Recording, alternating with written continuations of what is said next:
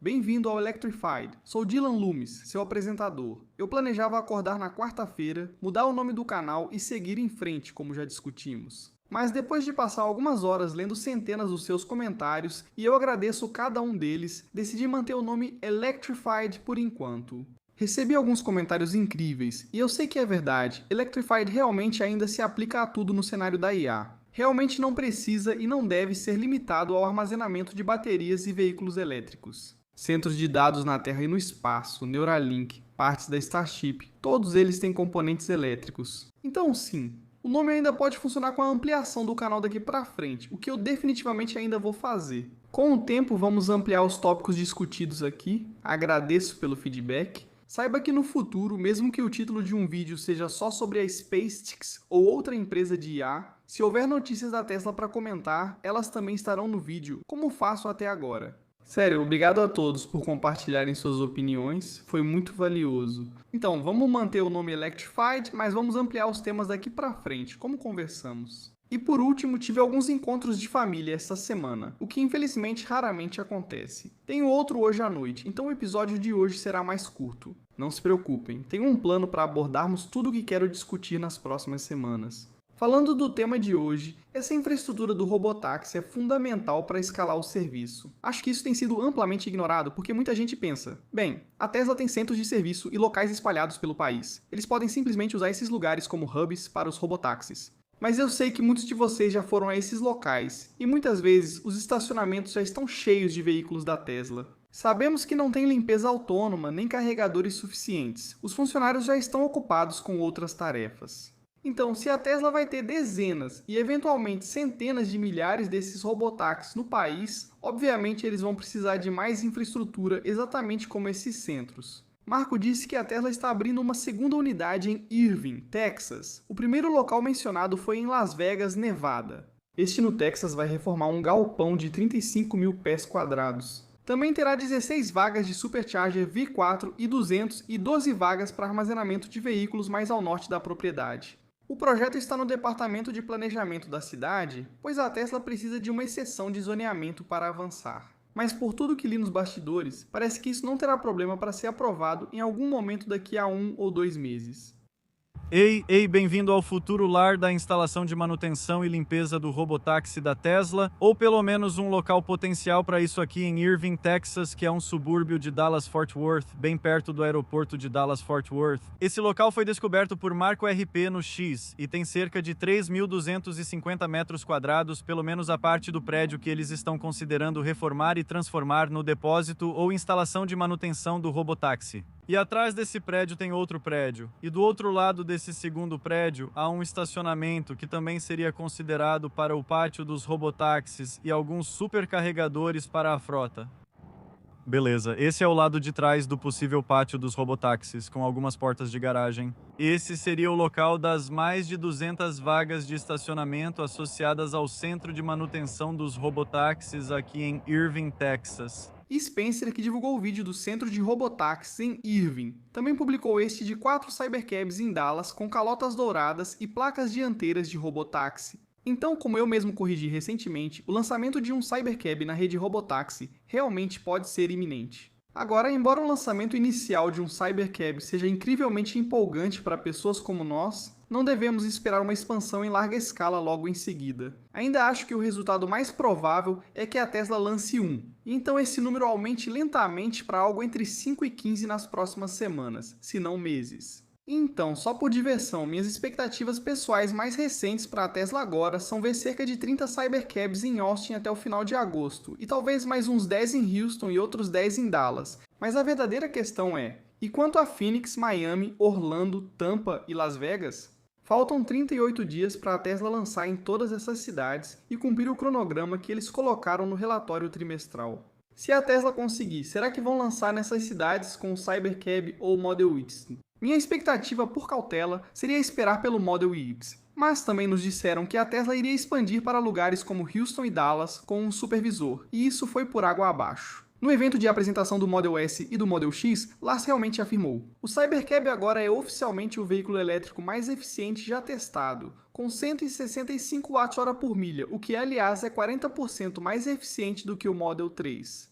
Dizendo de outra forma, isso seria 16,5 kWh por 100 milhas, ou detalhando ainda mais, isso seria mais de 6 milhas por kWh. Enquanto Lars falava, será que ele revelou algo sobre um possível evento do Cybercab na próxima semana? E nós transferimos isso para a autonomia. Agora, nós acabamos de começar a produção do Cybercab há algumas semanas, eu acho. E nós, sabe, é como se sem o S e o X, esse futuro nunca teria sido possível.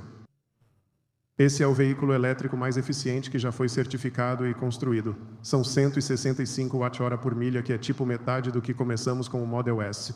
É estranho pensar que chegamos tão longe. Então foi um erro honesto ou ele deixou escapar que pode estar acontecendo algo com o Cybercab na próxima semana? Vamos descobrir em breve.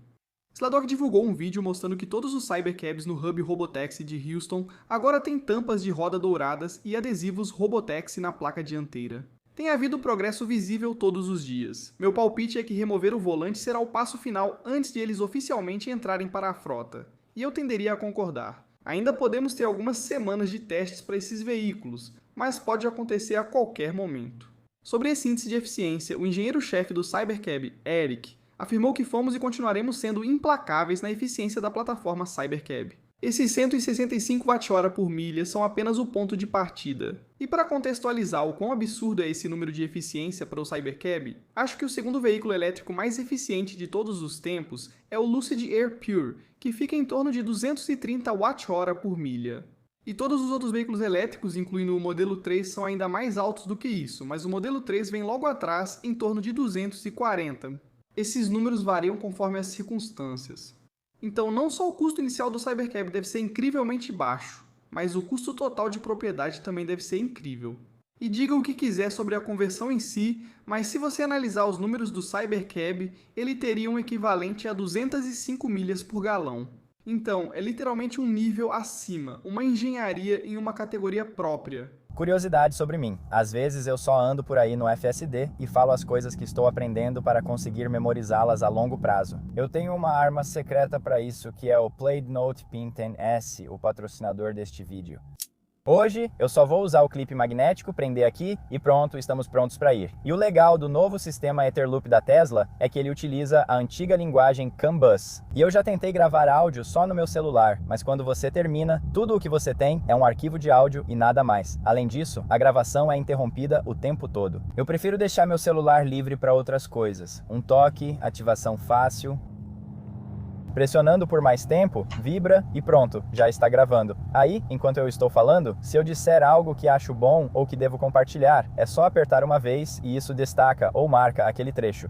E quando você terminar de gravar, é só atualizar rapidamente o aplicativo no celular que todos os arquivos serão transferidos do dispositivo para a nuvem para armazenamento a longo prazo. Os arquivos Serão transferidos automaticamente via Bluetooth, ou você pode fazer uma transferência rápida se estiver conectado ao Wi-Fi. Assim, todos os seus arquivos são salvos automaticamente na nuvem para que você possa acessá-los no celular ou no desktop. Assim, automaticamente, receba o arquivo de áudio em si para ouvir o que foi dito sem precisar fazer nada. Você recebe uma transcrição completa da conversa e pode gerar esses resumos bem formatados para ver quem falou, todos os diferentes tópicos, em formato de tópicos e também as conclusões e resumos. Você pode facilmente editar o nome de quem falou, partes da conversa ou adicionar uma nota. Aqui está a ferramenta AskCloud IA.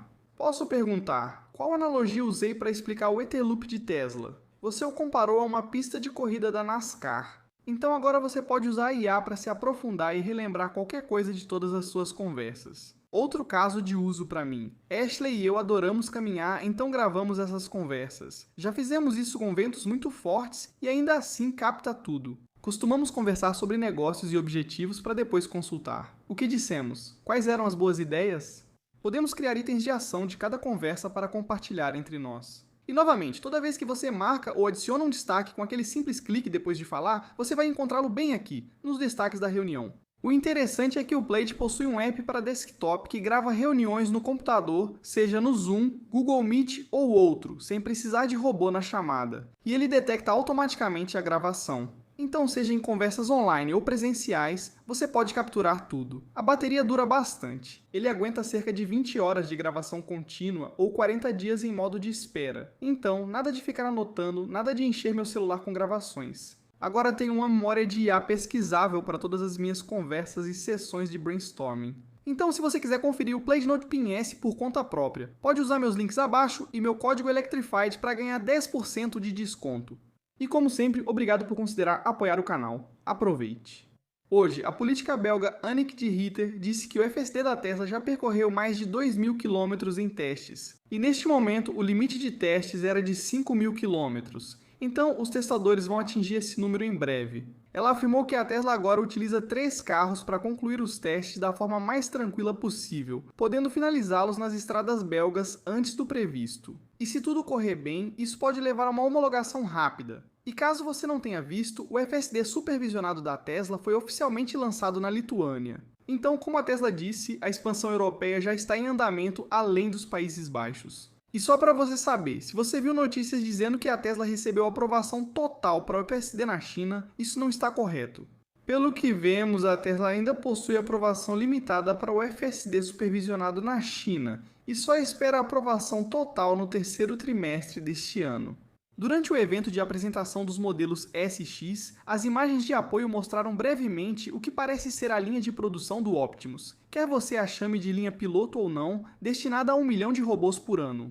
Então, se essas imagens forem realmente reais e não algum tipo de renderização do que será, está um pouco mais avançado do que eu esperava, considerando o que vimos publicamente da Tesla até agora. Acredito que isso será uma ponte ideal para o episódio de hoje. A Enbridge e a Meta estão expandindo sua parceria de energia limpa, que vai fornecer aos datacenters da Meta 365 MW de energia solar e uma bateria de 1.600 MWh. O projeto será em Wyoming e, como esperado, a Tesla fornecerá as baterias. Eles afirmaram que o projeto será uma das maiores instalações de baterias para apoiar operações e expansão de data centers nos Estados Unidos. E 1.600 MWh implicariam em aproximadamente 400 megapacks da Tesla.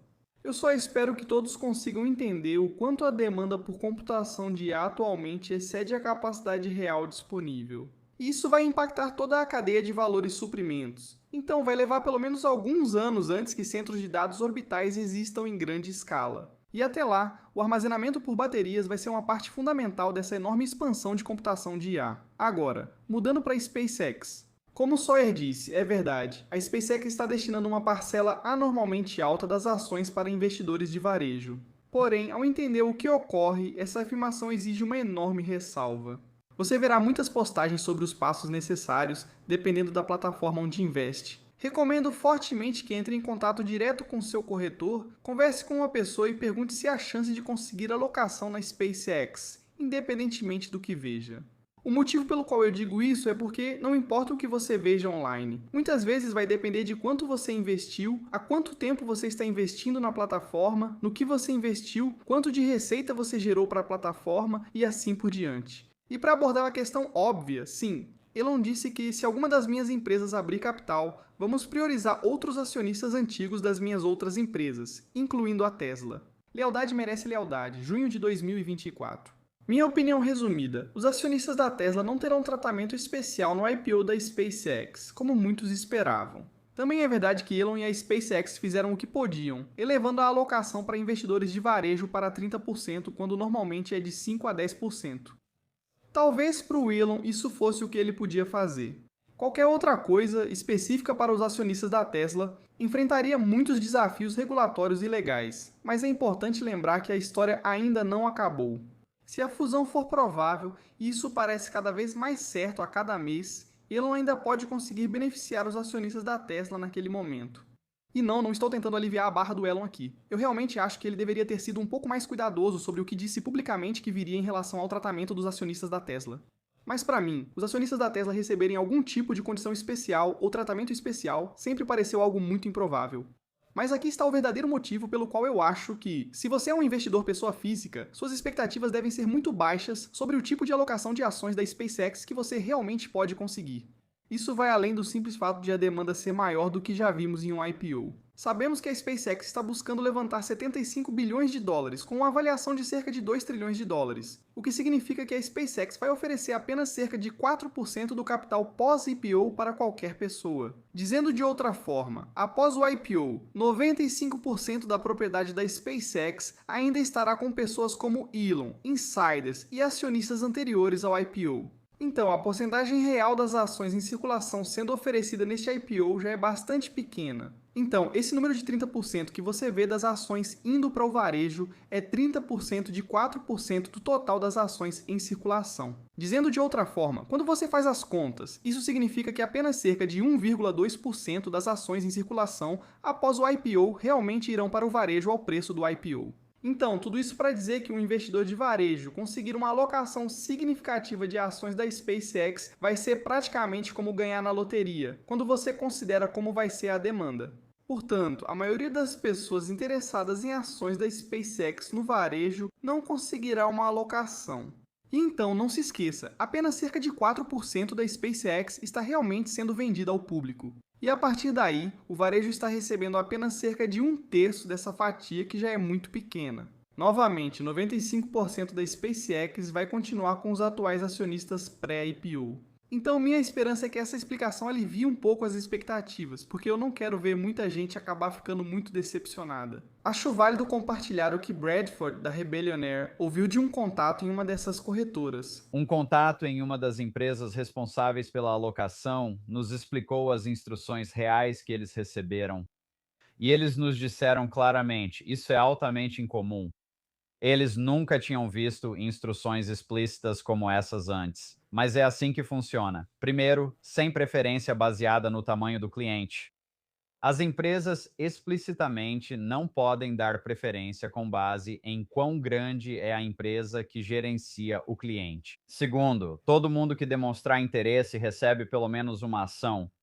Qualquer conta que queira participar, que manifeste interesse em comprar o IPO e tenha o dinheiro, deve receber pelo menos uma ação da SpaceX, desde que tenha o dinheiro para cobrir. Uma ação no mínimo para qualquer um que queira participar? Esse é o mínimo. Terceiro, depois disso, é proporcional. Depois que todos que quiserem participar tiverem uma ação, o restante é distribuído de forma proporcional, com base na quantidade que cada conta realmente solicitou. Peça mais, você entra na fila para receber proporcionalmente mais, mas só depois que todos tiverem recebido sua cota inicial. Então é isso, claro, essa é só uma fonte. Não tenho certeza se essas regras serão aplicadas para todos. Mesmo que essas fossem as instruções, será que cada corretora seguirá à risca? E a SpaceX vai conferir se tudo foi feito corretamente? Eu pessoalmente acho isso bem improvável. E novamente, mesmo que você solicite um grande número de ações, isso não significa que você vai receber essa alocação. Agora, dito isso, tem duas coisas principais que quero destacar neste vídeo antes de me encontrar com a família. No primeiro trimestre de 2026, a receita da SpaceX foi de 4,7 bilhões de dólares. E o prejuízo líquido da SpaceX ficou em pouco menos de 4,3 bilhões de dólares no trimestre. E se você já viu isso no X, fique à vontade para pular. Mas o prejuízo líquido da SpaceX é dominado por grandes investimentos no segmento de IA, encargos contábeis da fusão com a Shai e despesas não monetárias. Então, na realidade, esse número parece muito pior do que realmente é. E eu quero falar sobre isso porque, para mim, antes do S1 ser divulgado, eu esperava que a SpaceX fosse uma máquina de queimar dinheiro. Mas, na verdade, os números da SpaceX são muito melhores do que eu esperava. Na verdade, é a parte da Kasei que está puxando tudo para baixo de forma significativa. E isso já era esperado, pois eles precisam gastar muito para alcançar os outros. No primeiro trimestre, o segmento espacial registrou prejuízo operacional de cerca de 660 milhões de dólares. O segmento de conectividade, que é basicamente o Starlink, gerou um lucro de 1,2 bilhões de dólares. E o segmento de IA, Shai, representou um prejuízo operacional de 2,5 bilhões de dólares. Então, no total, do ponto de vista operacional, o prejuízo foi de 1,9 bilhão de dólares, ou seja, 2,4 bilhões de dólares do prejuízo líquido do primeiro trimestre ficam abaixo dessa linha operacional. Para os meus nerds de finanças, são coisas como gastos com capacidade computacional para IA que resultam em DIA, depreciação e amortização. Coisas como P&D para a Starship, que chegaram a 930 milhões de dólares só no primeiro trimestre. Então, na verdade, os lançamentos do Falcon em si são inerentemente lucrativos. O setor de lançamentos está sendo pressionado pelo investimento na Starship. E claro, a fusão com a Shy trouxe encargos não monetários como compensação baseada em ações. No primeiro trimestre, o EBITDA ajustado foi positivo, em 1,1 bilhão de dólares. Como sabemos, esse indicador exclui depreciação, amortização, compensação em ações e encargos de fusão. E a SpaceX recentemente assumiu um monte de dívidas, então eles estão pagando algo em torno de 450 milhões de dólares por trimestre em despesas com juros atualmente. Quando eles arrecadarem dinheiro e começarem a pagar a dívida, a despesa sumirá. Então, com certeza vamos falar sobre isso com mais profundidade no futuro, mas por enquanto eu só queria dizer que fiquei realmente bastante animado com os resultados financeiros da SpaceX em relação às minhas expectativas iniciais. E sim, a parte de IA provavelmente vai ser um peso para o negócio e os gastos vão aumentar. Mas é exatamente por isso que esse gasto gerar um retorno significativo é quase uma certeza nesse ambiente. A AWS da Amazon, a Amazon Web Services, é o negócio mais lucrativo dentro da Amazon e um dos negócios mais lucrativos do mundo. Em 2024, ela gerou 108 bilhões de dólares em receita com uma margem operacional de 37%, produzindo cerca de 40 bilhões de dólares de lucro operacional. Cerca de 57% de todo o lucro operacional da Amazon vem de apenas 18% da sua receita. Mas isso é claramente um negócio de grande investimento em capital. O setor de nuvem atualmente está sendo definido por um número, CAPEX. O CAPEX da Amazon para 2025 ficou em pouco menos de 132 bilhões de dólares, com cerca de 90 bilhões indo para a AWS. E a grande maioria desse valor foi para a infraestrutura específica de IA. E como já vimos, empresas como a Anthropic e a OpenAI estão dispostas a investir dezenas e centenas de bilhões de dólares em empresas que têm capacidade de computação disponível. Essa é a história na SpaceX. A SpaceX pode mudar rapidamente a narrativa em relação à lucratividade. Então, os 4 grandes hiperescaladores, Amazon, Microsoft, Google e Meta, estão gastando algo em torno de 400 bilhões de dólares em expansões de infraestrutura. E o ponto principal aqui é que gastos enormes como esse são simplesmente o preço de entrada para participar do jogo. Deixe-me repetir isso sem distrações. Há cerca de $500 bilhão sendo gastos todo ano nessa expansão de IA. E a demanda por esse poder de computação ainda supera em muito a oferta. E pessoal, qual que é a maior restrição? É a energia. Neste momento, alguns novos locais de data centers vão ter que esperar anos para serem conectados à rede elétrica. Então, se a SpaceX conseguir unir computação e energia nesses data centers orbitais e reduzir drasticamente o custo e o tempo para colocar essa computação em funcionamento, isso vai ser um diferencial significativo para a SpaceX. E eu não acho que a questão seja se eles conseguem fazer isso acontecer. Eu acho que é simplesmente uma questão de quando eles vão fazer isso acontecer. E se você ainda não percebeu, esse modelo da AWS é o modelo que a SpaceX está seguindo agora com o seu Colossus Compute. Ambas as empresas estão monetizando esse recurso escasso de computação de IA de ponta. Acabamos de ver que o acordo da Anthropic com a SpaceX agora vale cerca de 15 bilhões de dólares por ano, quando a maioria das pessoas esperava que fosse apenas algo em torno de 6 bilhões de dólares por ano.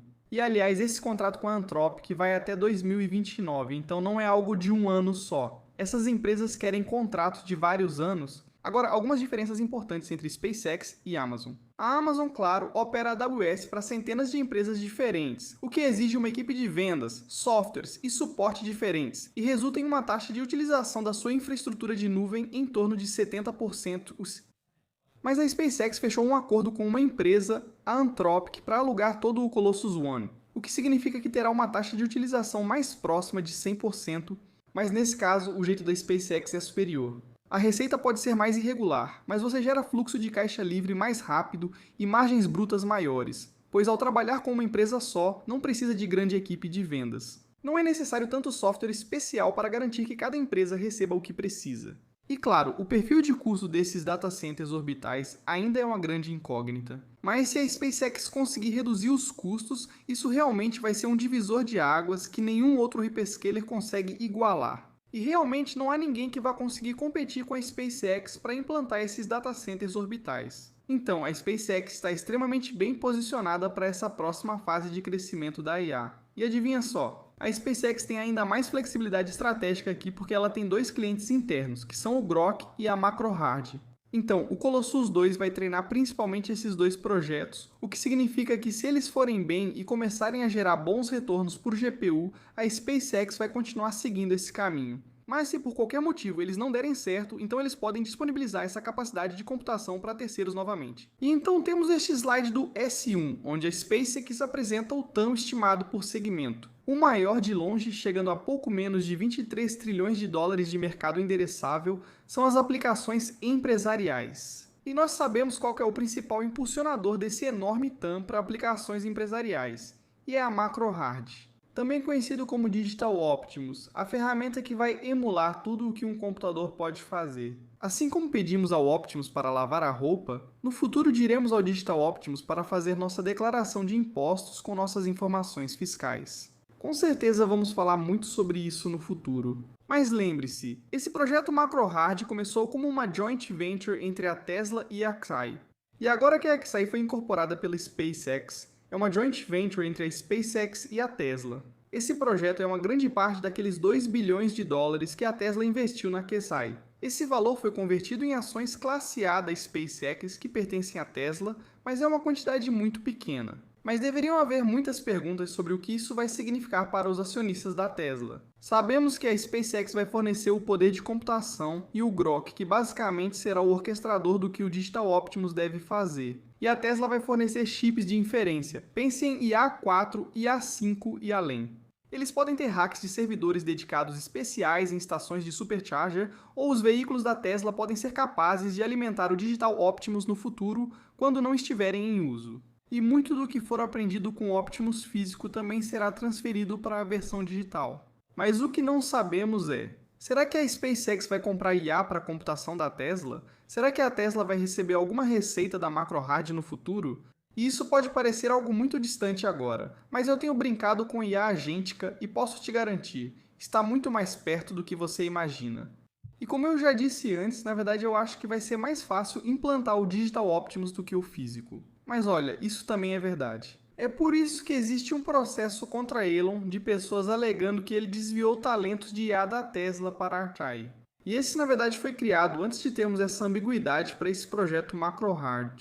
Mas publicamente, o que sabemos é que economicamente os benefícios vão em grande parte para a SpaceX. Neste momento não estou pronto para afirmar que isso é um grande problema. Apenas digo que precisará de esclarecimento no futuro. Mas a pergunta é justa. Se a Tesla está fornecendo capital e capacidade para viabilizar a macro-hard, mas a maior parte dos benefícios econômicos da macro-hard fica sob o guarda-chuva da SpaceX. E não há fusão, então você tem que se perguntar, como isso é justo para os acionistas da Tesla? E pessoal, vejam, isso está ignorando tantas das sinergias que sem dúvida farão parte dessa parceria. Qualquer progresso feito com a macro-hard terá benefícios reais e tangíveis para o Optimus físico. Mas eu simplesmente não consigo cobrir tudo no que deveria ser um vídeo mais enxuto, então haverá muito mais sobre esse assunto no futuro. Mas o principal ponto que quero enfatizar aqui é que a história ainda não acabou. Então, vamos tentar não criticar o Elon por dizer que ele não cumpriu ou que está prejudicando os acionistas da Tesla porque está focado apenas na SpaceX,